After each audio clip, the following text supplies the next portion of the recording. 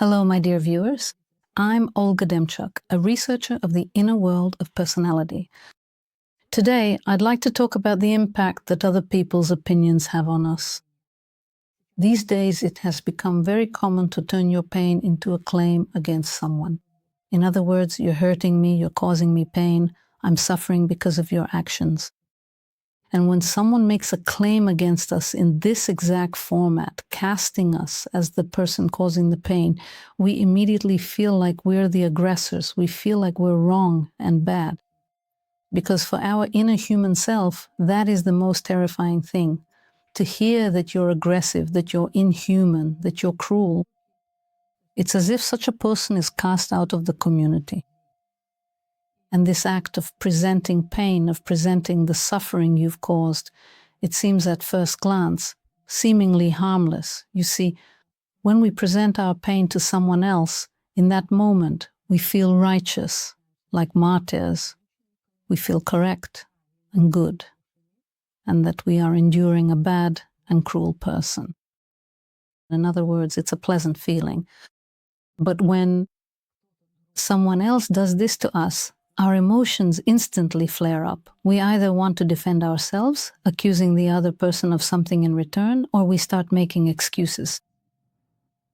So why can't we stay within our own boundaries, centered within ourselves, when someone makes a claim against us?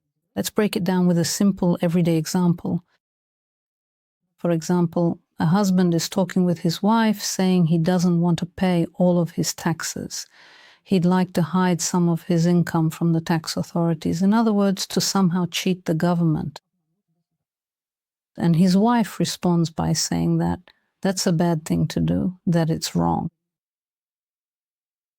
I would want you to pay all the taxes. And the husband replies to her, you're being cruel, you're not supporting me.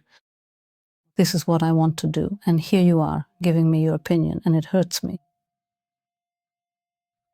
And when a husband says something like that to his wife, it inevitably leads to conflict because it's an accusation and a claim.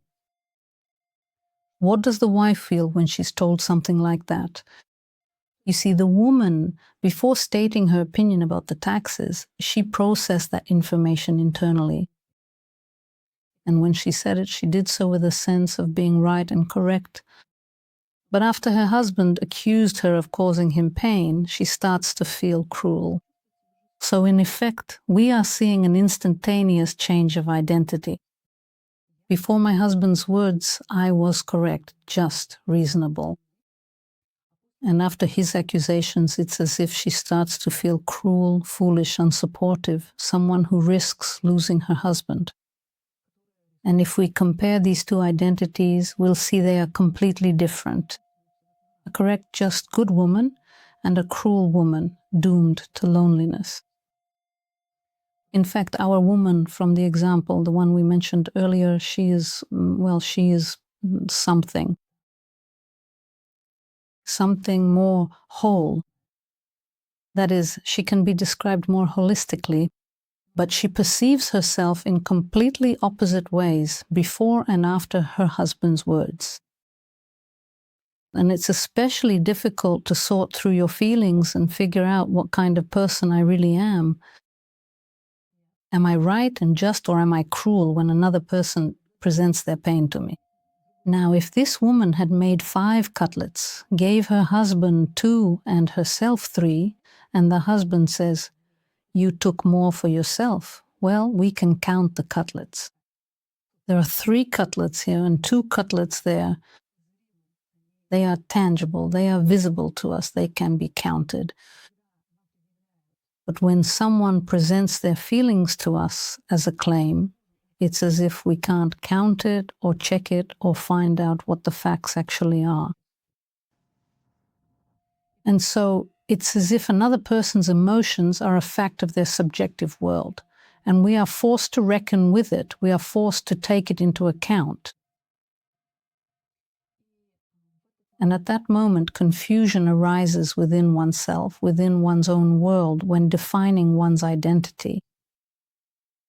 And if I reject many things about myself, for example, if I reject my own cruelty or, say, aggressiveness, You see, many people don't consider themselves aggressive at all. Well, sometimes, they say. That is, they only notice their aggressiveness when it's impossible not to, but they don't consider themselves to be potentially aggressive, even though the inner beast exists in each of us. Then for them, being accused of cruelty and aggressiveness will be especially painful. It's as if they're being accused of something they themselves consider bad. And the more a person has of this rejected, unacknowledged, unaccepted part of themselves, unaccepted envy, unaccepted devaluation, unaccepted aggression, the more fragile their self-esteem becomes. Meaning the ground they stand on, their reliance on themselves, their reliance on their self-concept is very shaky. Because there's this field of repressed, unrecognized, unacknowledged things within them. And when someone makes an accusation, this unacknowledged, unrecognized part starts knocking. Let's imagine someone tells us, you're a dishonest person. And if I haven't legalized my own dishonesty, meaning I understand that all people hold things back, lie, omit things, don't tell the whole truth, then being called a dishonest person won't be offensive to me. I'll understand that it's impossible to say everything you think, because first, it might be a misconception, and second, it could hurt someone else. So then I'll take the accusation of dishonesty, of being dishonest in my words calmly, and I'll ask for clarification, not pretending I don't care, but actually saying, yes, I can be dishonest. What exactly do you mean right now? Now, I'm not suggesting you say this out loud, but it's about this internal agreement with yourself. Or when someone says you're crooked, you're a thief. And a memory surfaces, for example, of how I used to steal apples from the neighbor's garden as a child, or how I would take money from my parents' wallet when they weren't looking, small change for ice cream, but I still took it. And if I deny these facts about myself, if I don't want to remember them, if I want to forget, then such accusations will feel practically like a firing squad, like a bolt from the blue, and I will react very, very painfully. So this repressed, unrecognized part constantly creates this imposter syndrome, because you're always afraid, not even that you'll be exposed, but that you'll learn something about yourself that you don't want to know.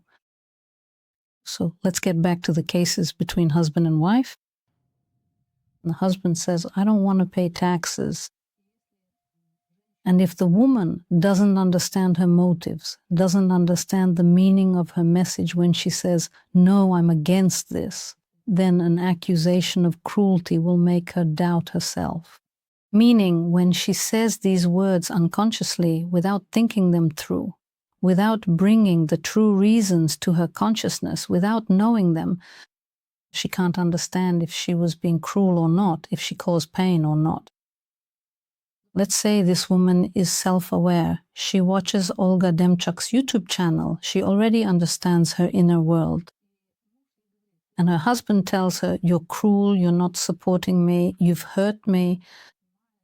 She looks inside herself and realizes that her motive was fear. She's afraid that something will happen to her husband and they'll lose the financial standing they have. She's not used to taking risks at all and chooses heightened security.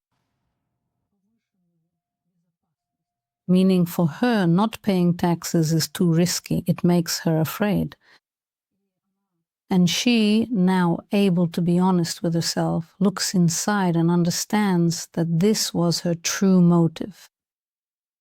This feeling of compromised security and her fear. And then she can say, you know, I'm more cautious than you, and I'm afraid of various risky ventures. And it will feel safer for me this way because I'll start imagining that we'll be fined, that they'll come with an audit, and things will get even worse. And I told you this because I'm trying to protect myself from those thoughts. In the same way, the husband who, for example, is formally guided by the argument that I'm taking care of the family, I want our family to have greater prosperity, and he feels righteous, he feels like a caring father, but in reality he enjoys the risk. He comes alive in risk and feels more alive. And he likes it when he can outsmart someone, pull a fast one, and in that moment he reconnects with his ideal self. Let's say our husband is also advanced, someone who understands his inner world. He looks inside himself and realizes that his righteous anger at his wife for not supporting him isn't actually the whole truth. And then he says, you know, yes, I lost my temper. I was saying that I'm taking care of the family, but actually I'm a gambler. I like the risk. And you see, the conflict is resolved here because each of these people was able to be honest with themselves. And when someone accuses us of causing them pain, it's important to have an honest conversation with yourself. What was the motive for this behavior? And here, the most dangerous thing is to play the part of a correct and good person, meaning not trying to understand the truth, but trying to justify yourself and prove that the story you've created about yourself is the actual truth. And if a person starts playing the game of proving their narrative, they get themselves tangled up because they are constantly manipulating the facts and they no longer fit the picture. And they manipulate things even more and start putting emotional pressure on themselves internally, talking to themselves but thinking they're talking to the other person or to a specific individual. And that's how conflict arises. That's how tension builds. So, in order not to lose our identity, remember we talked about how this woman seemed to instantly change her identity based on her husband's words? She was the right one, and then she became the wrong one. So in order not to lose that ground under your feet, it's important to be honest about what the motive was, what the reason for my words was. It's also important to be separate from the other person. When I understand that my husband is a separate person and that he is driven by certain processes. Now, for example, I know that my husband is a gambler, that he likes risk. Then I will take his accusations of causing him pain more calmly because I am attentive, I am observant, I am analytical, I understand why he does it. I will understand his accusation of pain as either he himself doesn't understand the true reasons or he doesn't understand what's happening to him, meaning he felt pain from my words, but the reason lies elsewhere. And then I will also have the opportunity to speak calmly. Likewise, if we flip the situation and put ourselves in the husband's shoes, who understands his wife, understands her fears, and understands that this is why he's a provider, because he's willing to do something new, something risky. And a woman, she's the one who preserves the family security, but she can't earn more than a fixed salary. And he, understanding her fears, understands that if he consults her on such matters, he'll get a very clear-cut answer.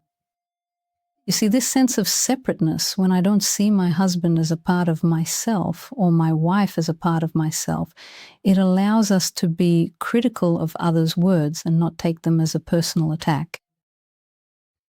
And when someone expresses their emotions, for example, emotions like pain, it's important to understand these are the other person's emotions, but what are the facts?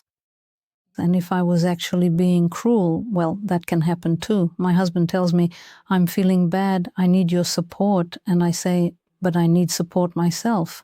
In that case, I'm being cold to my husband. And I say, I'm sorry, I wasn't empathetic enough because at that moment I needed support myself.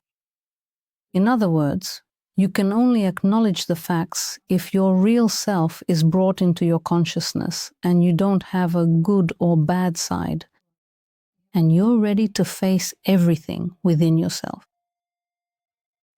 I'm going to wrap up now, and I'd like to ask you to write in the comments to this video about how you experience this shift in identity.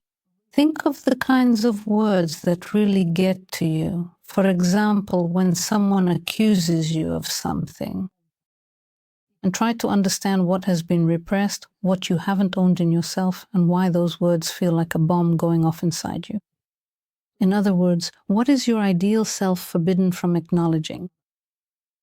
Leave your comments and I'll invite you to a webinar on the topic of devaluation. Lately, I've been feeling this sense of devaluation very acutely, and I see just how much of it is around. When people talk about something, bloggers talk about someone, and by devaluing another person, it's as if we're building a ladder of skulls to climb somewhere, at the very least, to a more idyllic image of ourselves. But at the same time, devaluation absolutely prevents us from learning from people, getting to know them, and seeing the world. That is, devaluation, not only does it create a lot of auto-aggression towards oneself, it completely cuts off our access to the resources of the outside world. So that's what the webinar will be about. The link will be below a video and you will find everything on Olga Demchuk's website. I'll say goodbye for now. See you next time.